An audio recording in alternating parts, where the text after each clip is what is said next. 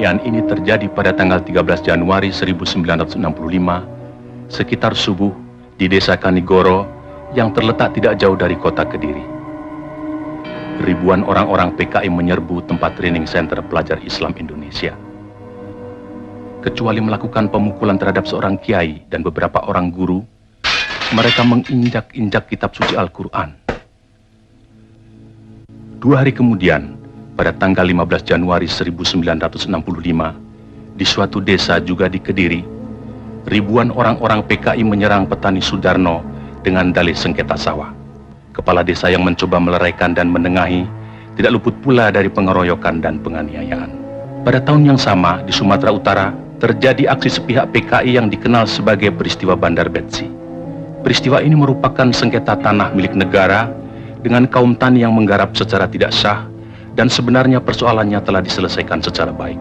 Tetapi kaum tani kemudian dihasut oleh orang-orang BTI PKI untuk menduduki kembali tanah itu secara sepihak melawan pemerintah. Dalam peristiwa ini seorang petugas Peltu Sujono tewas karena dikeroyok dan dianiaya. Aksi-aksi sepihak yang didalangi PKI ini juga terjadi di Indramayu, Boyolali, Klaten, dan berbagai tempat lainnya di Indonesia. Sementara itu, sebenarnya, pada bulan Desember 1964, terungkap adanya dokumen tentang rencana perebutan kekuasaan yang akan dilakukan oleh PKI. Namun oleh PKI dokumen itu dikatakan palsu dan malah menuduh balik bahwa fitnah itu sengaja disebarkan oleh lawan politiknya, yaitu Partai Murba yang Trotskist, dalam hal ini Khairul Saleh dan Sukarni. Juga dokumen yang semacam pernah tersiar menjelang pemberontakan PKI Madiun tahun 1948 yang juga disanggahnya namun kemudian terbukti benar. Dalam rangka persiapan gerakan perebutan kekuasaan negara, Partai Komunis Indonesia PKI membentuk Biro Khusus pada tahun 1964. Tugas Biro Khusus ini adalah beri tugas oleh pimpinan PKI untuk menyusun gerakan 30 September 1965. Sementara itu pula, atas saran Perdana Menteri Republik Rakyat Cina Zhou Enlai, PKI melancarkan tuntutan pembentukan Angkatan Kelima, yaitu agar buruh tani dipersenjatai.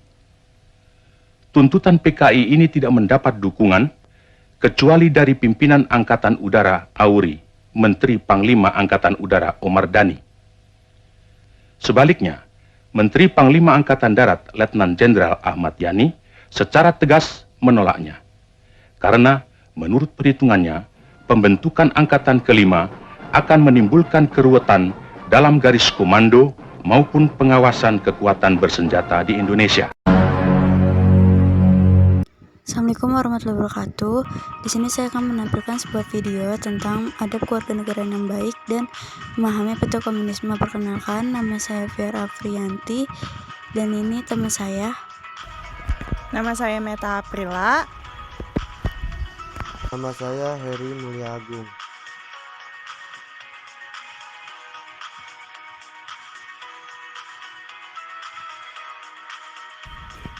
Tahu nggak sih neokomunisme itu apa?